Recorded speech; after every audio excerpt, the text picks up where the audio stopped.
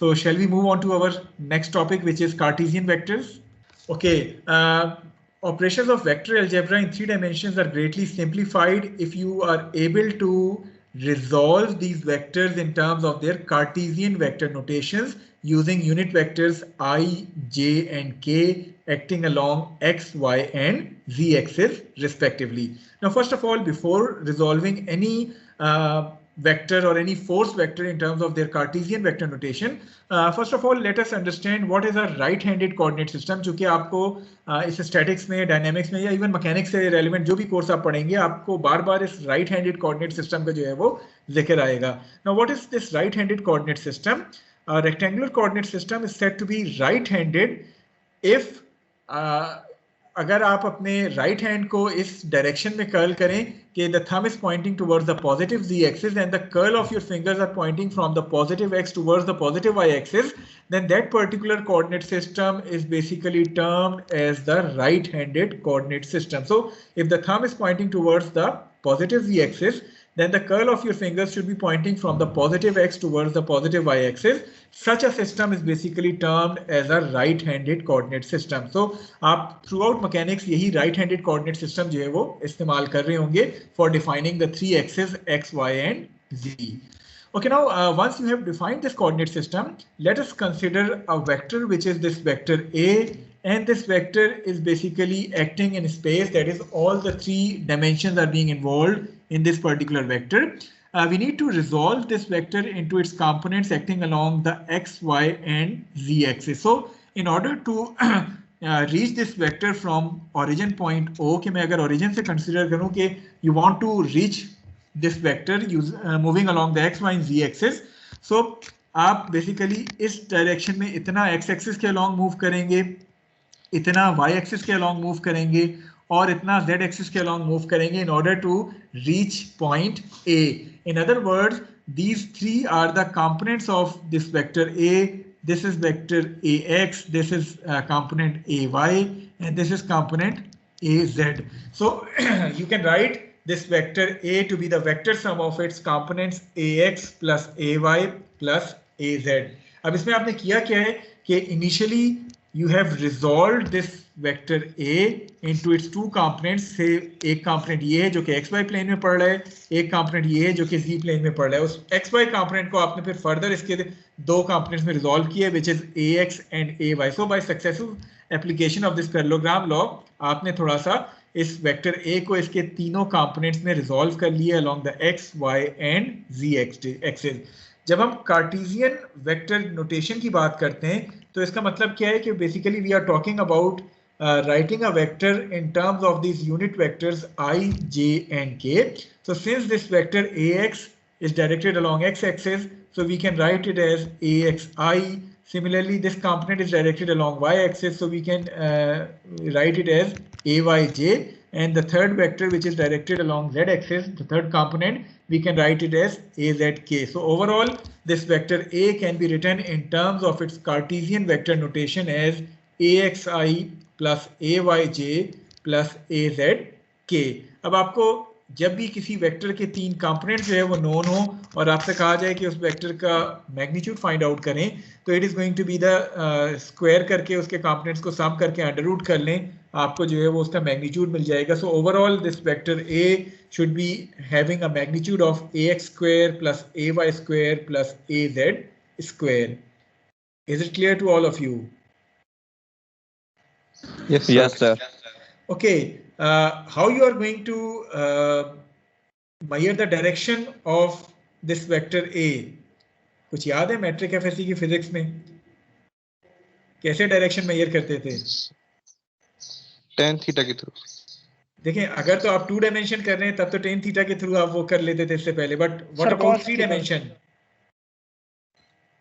Sir cos check करेंगे. Directional cosines याद है कुछ? Yes, sir. Yes, sir. क्या होते थे directional cosines? Sir cos alpha cos beta cos gamma. और ये इनकी वैल्यूज क्या होती थी? Equal to 1 cos square alpha.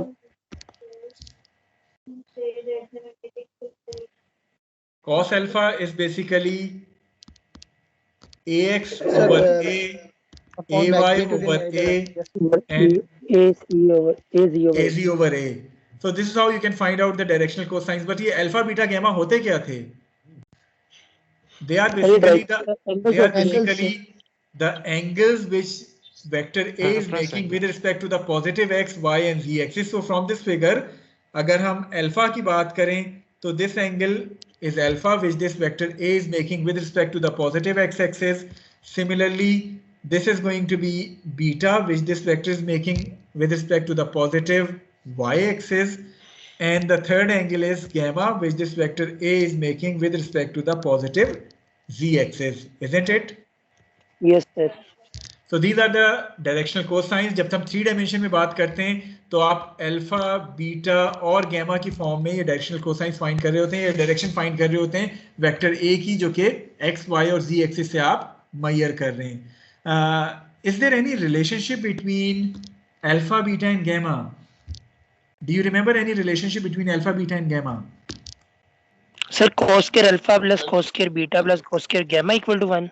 That's correct. So the relationship between alpha, beta and gamma is cos square alpha plus cos square beta plus cos square gamma should be equal to 1. So whenever in any problem you are being given two angles, suppose alpha or beta आपको known है, gamma unknown है, so you can use this relationship in order to find out gamma. और कोई से भी दो angles आपको known है अगर किसी vector के, तो the third angle can be determined using this particular relationship. अभी आप आगे जब प्रॉब्लम्स पे जाएंगे तो उसमें इसी तरह कभी आपको अल्फा बीटा हो सकता है नोन हो, कभी हो सकता है बीटा गैमा नोन हो, तो जो भी अननोन एंगल है you can determine that unknown angle using this relationship which is cos square alpha plus cos square beta plus cos square gamma should be equal to 1. Moreover अगर मैं आपसे कहूं कि आप इस वेक्टर ए की direction में कोई यूनिट वेक्टर डिफाइन करें, so how you are going to define the unit vector in the direction of vector A? या किसी भी डायरेक्शन में यूनिट वेक्टर अगर आपको फाइंड करना हो तो वो कैसे फाइंड करते हैं? सर उसका मैग्नीट्यूड ओवर वन, सर नीचे डायरेक्शन ओवर मैग्नीट्यूड, वेक्टर को उसके मैग्नीट्यूड पे डिवाइड कर दें, you are going to get a unit vector in that particular direction. So if you want to find out a unit vector in the direction of vector A, then you can write UA, which represents the unit vector along A, should be equal to vector A divided by its magnitude. So this is how you can find out the unit vector, which comes out to be AX over AI plus AY over AJ plus AZ over AK. So this is how you can determine the unit vector along the unit vector along the vector A. Alternately कुछ problems में ऐसा भी होगा कि आपको unit vector जो है वो गिवन होगा अलोंग सम एक्सेस और आपको उस वेक्टर का मैग्नीट्यूड भी नोन होगा. फॉर एग्जांपल मैं कहता हूँ कि vector A has a magnitude of से 500 न्यूटन. ठीक है, आपको वेक्टर ए का मैग्नीट्यूड नोन है, आपको ए की डायरेक्शन में यूनिट वेक्टर नोन है और आपसे कहा जाए कि वेक्टर ए को कार्टेशियन वेक्टर नोटेशन में लिखें, तो accordingly this Cartesian vector notation can be written as the magnitude of vector A which is 500 multiplied by unit vector A. इस तरीके से भी आप इस वेक्टर को कार्टेशियन वेक्टर नोटेशन में लिख सकते हैं. या आपके पास अगर अल्फा बीटा और गैमा नोन है तो आप A cos alpha I plus A cos beta J plus A cos gamma K की मदद से किसी भी वेक्टर को उसके कार्टेशियन वेक्टर नोटेशन में उसके कंपोनेंट्स में along x, y and z axis जो है वो लिख सकते हैं. Is this point clear to all of you? Repeat कर दे प्लीज एक दफा. चलें मैं रिपीट कर देता हूँ. अभी हमने इससे पहले बात की थी कि जब हम 3 डायमेंशंस की बात कर रहे होते हैं तो किसी भी वेक्टर के डायरेक्शन को आप उसके डायरेक्शनल कोसाइंस के साथ जो है वो रिप्रेजेंट करते हैं. ये डायरेक्शनल कोसाइंस क्या हैं? ये अल्फा, बीटा एंड गैमा वो एंगल्स हैं जो ये वेक्टर बना रहे हैं with respect to the X axis, Y axis and Z axis respectively. You can find out these directional cosines by using this relationship as cos alpha to be equal to the x component of that vector divided by overall magnitude. Similarly, cos beta is y component of that vector divided by its magnitude, and cos gamma is z component of that vector divided by its magnitude. So इस तरह आप किसी भी vector को जो कि 3 dimensional space में लाई करता है, आप उसको उसके अल्फा, बीटा और गैमा की मदद से उसके डायरेक्शन जो है वो डिफाइन कर सकते हैं. There is another relationship between alpha, beta and gamma कि आप अगर रिलेशनशिप देखना चाह रहे हैं कि दो एंगल्स आपको नोन है, तीसरा अननोन है किसी प्रॉब्लम में, तो then you can use this relationship which is cos square alpha plus cos square beta plus cos square gamma should be equal to 1 in order to find out the third angle जो कि unknown होगा आपके पास किसी problem में। फिर हमने बात की कि आपके पास सपोज कोई वेक्टर है a और आपको इस वेक्टर a की डायरेक्शन में एक यूनिट वेक्टर फाइंड आउट करना है, तो किसी भी वेक्टर को जब आप उसके मैग्नीट्यूड पे डिवाइड करते हैं तो आपको उस डायरेक्शन में यूनिट वेक्टर मिल जाता है। फॉर एग्जांपल मैं आपसे कहता हूँ इस वेक्टर a की डायरेक्शन में कोई यूनिट वेक्टर डिफाइन कर दें, तो वो क्या होगा, it is going to be that vector a divided by its magnitude so that you can find out the unit vector ua। सो आप करें क्या कि इस वेक्टर a को आपने इसके मैग्नीट्यूड पे डिवाइड किया, इट मींस कि यूनिट वेक्टर आपको मिलेगा इस फॉर्म में which is axi ayj azk।